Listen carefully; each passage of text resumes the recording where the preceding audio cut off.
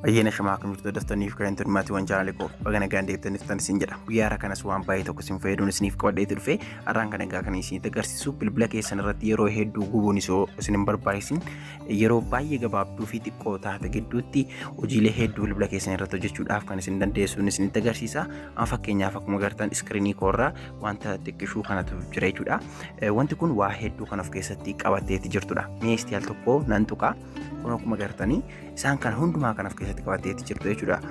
Kun immoo yeroo keessan bilbila keessan irratti kan gubdan kan durii irraa dachaa 2-3 kan isiniif xiqqeessuutii danda'udha. Waan fakkeenyaa fi sa'aatii 2-3 gidduutti fayyadamtan yeroo gabaabduu deeqaa muraasa gidduutti fayyadamuudhaan xumuruutii ni dandeessu.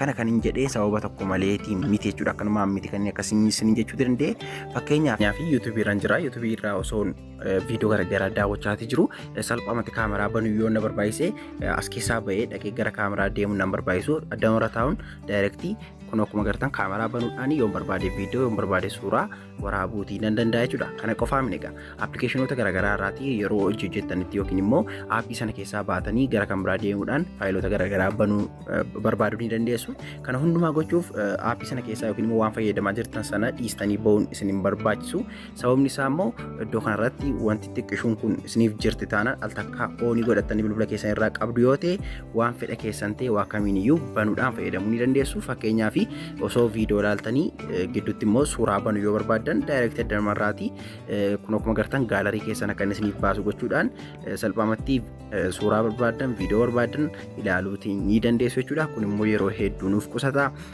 Egaan viidiyoo daawwachuu yoo barbaadanii akkuma agartan daayirektii addamarraati banuutii ni dandeessu. Kanaaf egaa feesbuukii keessa osoo jirtanii appilikeeshinoota barbaadan kamiiniyyuu banuudhaan fayyadamuu ni dandeessu jechuudha. Yoo barbaadan muuziqaa, yoo barbaadan voice recorder, yoo barbaadan nootii barbaadan jechuudha. Egaan hedduu tokko kan isinitti tolu abdii guddaan qaba. Hunda isaa caalaa immoo kan namatti tolu aappii kanatti fayyadamuudhaaf siistama addaa keessa seenuun isin hin barbaachisu. Al takka aappii tokko qofaa buufachuudhaan oonii godhachuutu isin irraa eegama jechuudha. Wanta sekeendi 10 gidduutti xumuramudha. Saniin booda akka barbaadanitti kana hundumaa fayyadamuutii ni dandeessu jechuudha. Egaan hordoftoota jalqaba irratti egaa appilikeeshinii kana buufachuutii qabdu jechuudha. Aappii kanas akka buustanii egaa ni bantu jechuudha. Ayyama tokko duwwaa laattuu fi saniin booda hojii isiniif eegaluu ni danda'a. Kanaaf egaa jala kanarraatti gara mirgaatti akkana ni dabartu jechuudha. Mirgaatti akkana ergi dabartanii sadaffaarratti kunoo kan argattu giraanti naaw kan jettu ishee kanarra al tokkootiif tuquu qofaatu isinirraa eegama. Kanaaf giraanti naaw kan jettu kan ni tuqxu hallawuun jettu kunoo gamma akkuma agartanii xumurtaniitii jirtu jechuudha. Haala kanaatiin egaa hojii isiniif eegaleetii jira jechuudha. Hojii nuuf eegaluu isaa maaliin beekna jechuu ni dandeessu. Amma fakkeenyaaf as keessaa yoo baatanii kunoo mallattoo kana argattu jechuudha. Iddoo kanarratti mallattoo xiqqishuun kun bakka isin deemtan hundaatti kan isin duukaatii deemuu dandeessu jechuudha. Fakkeenyaaf yoo yuutuubiiwwan kunoo isinuma duukaa ni deemte jechuudha. Kunoo akkuma agartanii yoo barbaadan bitaarra mirgaarra kaachuu ni dandeessu akka isinitti tole. Kanaaf egaa salphaamatti appilikeeshinoota kan biroorraa appilikeeshinoota barbaadan kabirraayyuu jechuudha. Osoo hojii hojjettan yookiin immoo fakkeenyaaf osoo viidiyoo ilaaltanii viidiyoo sana keessaa osoo hin bahin daayirektii achumarra teessanii yoo barbaadan kaameraa yoo barbaadan faayilota garaagaraa waa barbaadan waan kamiiniyyuu banuutii ni dandeessu jechuudha. Akkamitti hojjeta kan jedhuu fi baay'ee tokko salphaadha. Kunoo mallattooma kanarra al tokkootii fi tuquu qofaatu nurraati eegama jechuudha.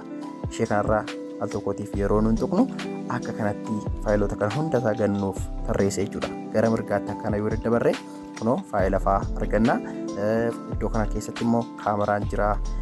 Fakkeenyaaf namaaf bilbila bilbiluu yoo barbaanne wanta fayyadamaa jirru sana keessaa cufnee osoo hin bahin kun akkuma agartanii diyaalarii appilikeeshinii osoo banuun nurraan eegamin nama barbaanne kamiifiyyuu bilbila bilbiluutii ni dandeenya jechuudha. Kanaaf egaa salphaadha jechaadha fayyadamuunsaa. Fakkeenyaaf yuutuubii osoo ilaaltanii feesbuukii banuu ni dandeessu. Sababni isaa feesbuukiin ni jira, yuutuubiin, viidiyoon, gaalariin wanta hundasaa jira jechuudha. Amma fakkeenyaaf addana keessaatti gara gaara likootii osoo hin deemin addamarra taayyoon suuraa koo banuu barbaade kunoo image viewer kan jedhu kana al tokkootiif nan tuqa. Akkuma agartan faayilotaan qabu suuraan qabu gannaaf tarreesseetii jira jechuudha. Kanaaf egaa hedduu tokko namatti tola. Yeroo keenyas kan nuuf qusachuutii danda'udha. Haala kanaatiin itti fayyadamtu jechuudha. Hangana waan cimuun qabu yeroo al tokkootiif aappii kana iddoo kana irraa milikkita kana tuqxanii akkanatti isinii baasa. Yoo X gochuu barbaadan gubbaa kanarra X kan jettu jirti. Ishee kanarra tuquudhaan cufuutii ni dandeessu jechuudha. Kanaaf egaa wanta fedha keessan ta'ee waan kamiiyyuu fayyadamaa aappota barbaadan kan biroollee banuutii ni dandeessu jechuudha. Kana fakkaata jechaadha barnoonni har'aa isiniif qo'adde dhufee akka isinitti tolee abdii guddaan qaba. Yaada qabdan koomentii irratti naaf barreessaa. Yeroo itti aanu deebinee hanga gargarutti baay'ee baay'ee.